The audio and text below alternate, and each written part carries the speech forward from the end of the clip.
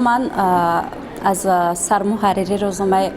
خطلان و انا همون دستاندارکارانی که در همین تشکیل آزمون سهم دارن تشکر خود را اظهار میکنم. بسیار یک اقدام خوب را براه ماندند که من وقتی که همین آزمون اعلان شد، وقتی که اشتراکچیان را دیدم، بسیاری جوانان ما رو آوردن به همین آزمون. و بار دیگر سپاس میگیم با روزنامه خطلان برای راه اندازی کردن چنین یک اقدام بشمار و ما میبینیم که اقدام های روزنامه خطلان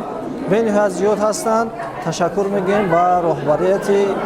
روزنامه مذکور باشه که چنین آزمون ها به طور مداوم باشند و اون همه نفرانی که مهر، شوق و ذوق با قلم دارند یک چیز ایجاد کرده باشند، حرف دل خود را روی صفحه خالق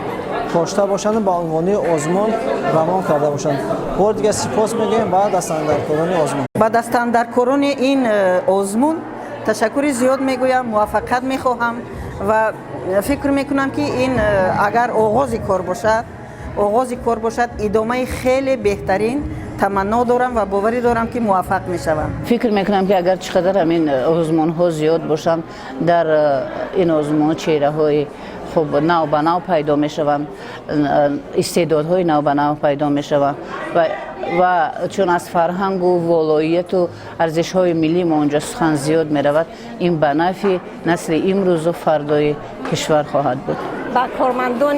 روزنامه خطلان و کل مردم شریف تاجیکستان پیش از همه سلامتی، عمر دراز، خانه آباد، خاطر جمع، آسمان صاف و بی‌غبار، دسترخوان پر از ناز و نعمت، اراده متین، دانش و معرفت استوار، خدمت شایسته بر خلق و وطن را آرزو میکنم و خواهان بخت و اقبال بلند شما و صلح و صلاحیت همیشگی وطن را طلب دارم.